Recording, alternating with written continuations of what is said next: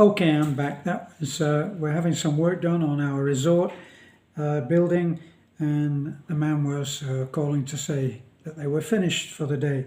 So the reason that I'm doing this video is more to talk about some other things which we're not allowed to talk about, but I'm getting caught up in some of the videos that I've been seeing on other channels, and they're talking about what it truly costs to live in the Philippines. So what we're looking at here, I think, is like survival. We're looking at a survival shopping list. If you were down, if you'd had a big bill that had to be met and you were down, you would need to be able to survive. Now, if you are married to a Filipina, in whatever you can be married to a Filipina, whether common law wife or whether actually married by law, you have a tool of survival right there, right next to you. You're sleeping with a tool of survival, because Filipinos, unless somehow you are a man of another quality and have money, you may have met someone who doesn't need to marry an old fart like me, as some people would say. You might be looking at someone who is closer to your age and has money, so they might be more choosy. So they haven't had a hard life, is the point I'm trying to make. Now, Beth has gone through a childhood that you probably wouldn't believe. You and I wouldn't believe it. When I talk to my friend Michael, we agree that our wives have had hardships that we would find difficult to survive. I'm from a poor family in Manchester in the UK. I never had a childhood of great abundance. Sometimes my mother would help us to survive for another day by sending me to the bookies, an illegal thing in those days in my childhood, with a bet which would be sixpence each way. Sixpence, a very, very small coin, but it would be enough when she won, and she was very good at the small bets, and she would send me with the bet, and I would go to a back alley where the bookie was operating quietly and quite illegally out of an air raid shelter, which also takes me back and dates me. Every house had an air raid shelter in those days. So I knew hardship, but not like Beth has said, where she actually went hungry, and all for the cost of a few pesos, which would buy a meal. Now, if you look at these two items, this is a pack of grapes. Now, a pack of grapes are very nice to have, very nice on the tongue, isn't it? It pleases the mouth. But this is not a whole lot more, and it's meat and would certainly be the envy of a lot of families in the Philippines, or certainly in our little island. Look at the difference in value of the rice, of this, which you can do without, and this, which would feed a family of probably of 2 or 3 or even 4. Someone said that they thought that a family in the Philippines needed a certain amount. I think the thing was about 10,000 pesos. Believe me, in our work, in our mission work, where we've helped families who live on the poverty line, having 10,000 a month, I meant 10,000 a month coming in, would be a dream yet to be realized.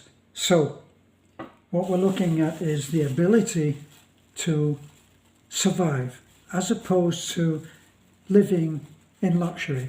And I've heard people say that you can't live on 5 or 6 or they named a figure of $1,000 or $1,500 that you would need in order to live some kind of reasonable life. It really does depend on what your standards are and what you consider a good life. When we talked about this on one of our videos before, we talked about the problem, or certainly what people said was the problem, of marrying a Filipino who was only after your money, such as it was. When I came over, I would have to be saving up just to be broke. I had my pensions, which are pitifully small, and that was the basis upon which Beth and I got married. I knew that we could live very modestly without having to work, and that was what my offer was on the table, and that was what was offered.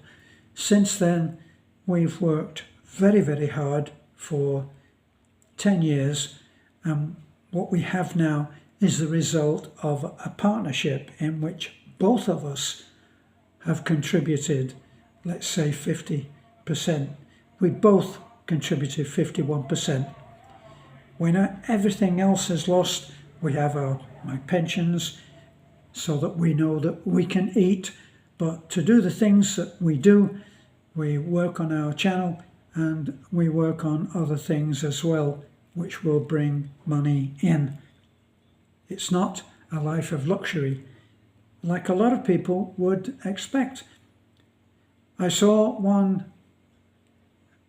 blogger who said that they were at a very nice resort on a white beach, and obviously having to pay for that. And he said, the drink that I have in my hand now would only cost 25 pesos if I was out on the street. But here it costs 150 pesos for the same thing. So he's paying more for one drink from a coconut than we are paying for our meal. If you can get that. And we are quite happy with the meal that we're having. We're not having boiled rice with some salt or coffee on it. We're having what we think of is a good nutritional meal with plenty of protein and carbs as well with the rice. So it's all a question of what you consider and what you need to have in order to satisfy that level of luxury. That level of luxury, not talking about luxury as some finite thing. Luxury depends, I'm sure that when a billionaire talks of luxury, he's not talking about having 2 lots of meat on the plate in the same way that perhaps we are. So it's all depending on what you think of as what you need to actually be consuming in terms of nutrition.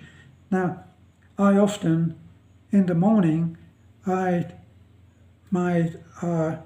skimpy breakfast, because I usually get up at 4 in the morning so that I can, without interruptions and without distractions, I should say, I can do my workout routine, which I dedicate myself to in order to enjoy the health that I do.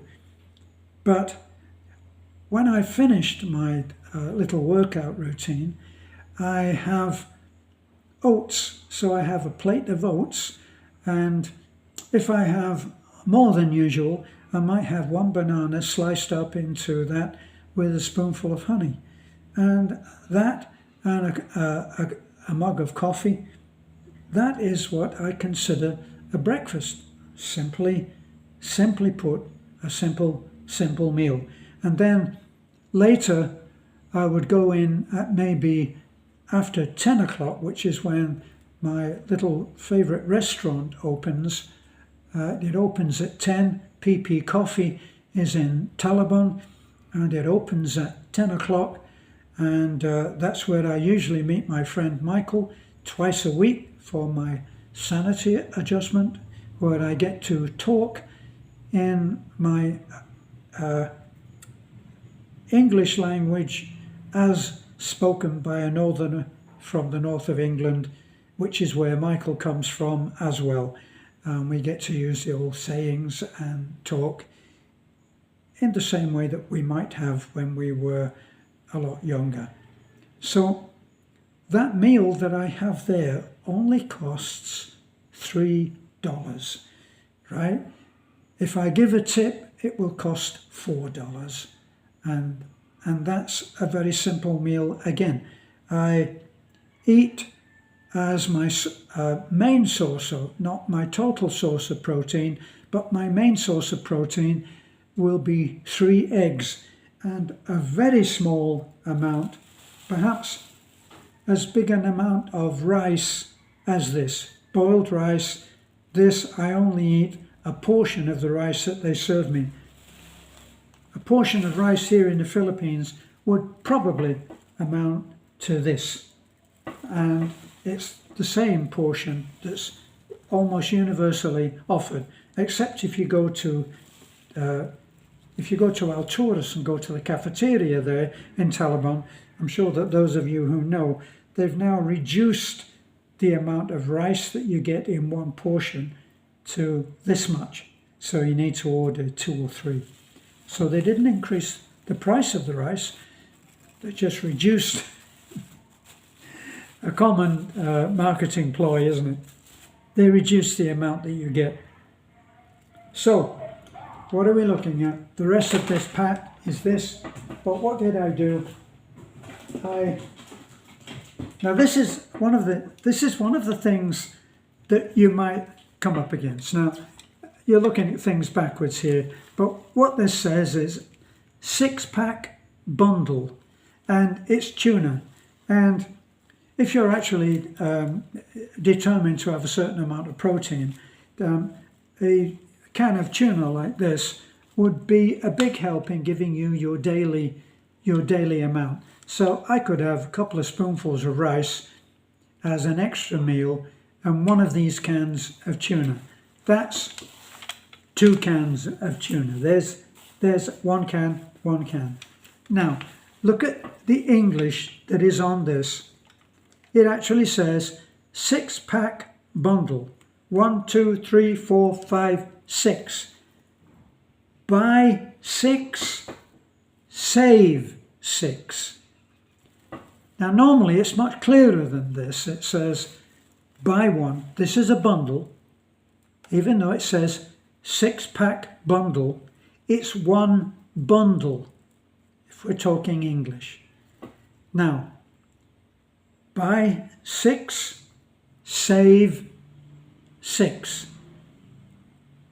That to me implies at least that if you're buying this 6-pack bundle, you're going to save buying another 6. It didn't work out that way. Not even when I got to the cash desk where it's on a computer. If it's a buy 1, get 1. Right, BOGO. So this is one of the little misunderstandings that you might have to navigate if you're here. So that there. So this, I got dishwashing liquid. Now they have finally, they're starting to, instead of having sachets, well, they can't really have sachets of dishwashing liquid, so they've had to put it into bottles, and now they are putting it into bigger bottles for a little bit more, telling you that you're going to save 25 or 30%. What are they saying here? Oh, they're not saying anything like that, but what they're giving is a hot oil keratin treatment, whatever that is. Beth will probably afford that. So, what else? The usual canned corned beef. Am I looking? Corned beef. Now, one of our subscribers laughed about this. about the Irish Spring. And when I went, I'm looking and looking and looking, and there are shelves of shelves on shelves of soap. A lot of it says whitening soap. Some of it will be called White Spirit or White Ghost or something like that. And underneath it will have on it whitening soap, giving you pure white skin. None of which a foreigner wants in a Filipina, but Filipinas think that, so they keep doing it on. They're putting the stuff on when you're going out. The usual thing is to have baby powder sing into the and then they're doing all of this, and no matter how many times you say, darling, you don't have to have that strange white skin for me. I love you the colour that you are. But then I am the happy hypocrite, and I will go out and spend some time with my shirt off cleaning the truck in the sun to get a tan. So what can I say? But anyway, I went today and look at this. It's not in a little box, so it's a little bit smaller than I usually get. Irish Spring. And one of our subs said Irish Spring.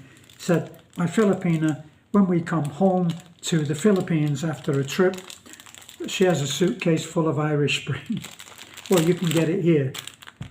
Okay, so what else? I think that's it. That's our shopping, and I actually spent 1,000 pesos. So why would I want to talk about anything else? And it's only for those who are really interested. And that is,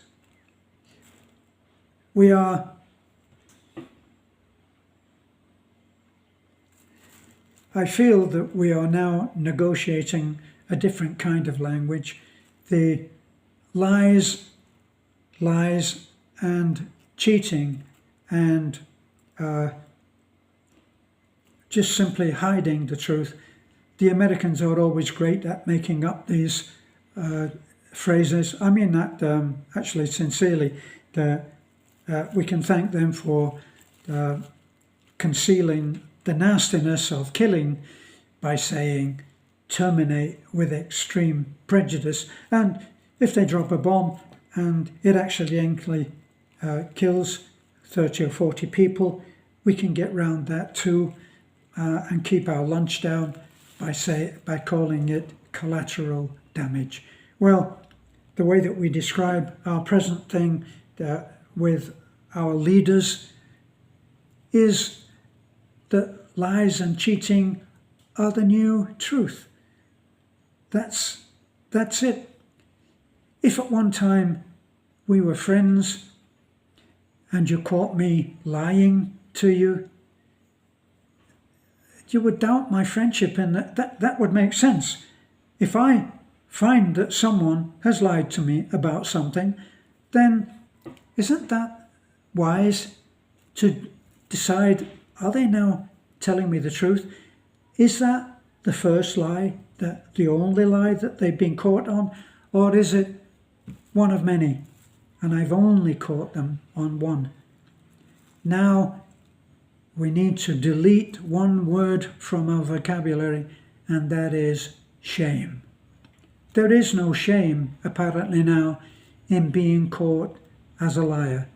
As we have seen in one of the underlings, dare I say VP, has been caught lying about his service as a sergeant major, and apparently 4 other sergeant majors have come back and gone on record as saying, hold on, that wasn't true. And our prospective leader in the US is knowingly, and when I say knowingly, is known by the rest of us for lying. And there is no shame. So now we have to be on the guard about that, which takes me back to the video that I made where I said that nothing is quite as it seems, and say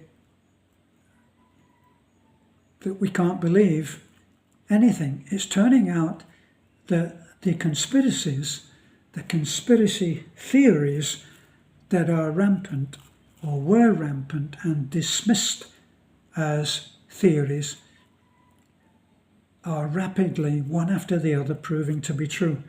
And I better get off now before I, as President Biden said, don't ask me because I might tell you what I really think. You can check that up. That's what he said. Thanks for looking in. Please share if you know someone who needs to know important stuff about groceries. And I thank you for watching.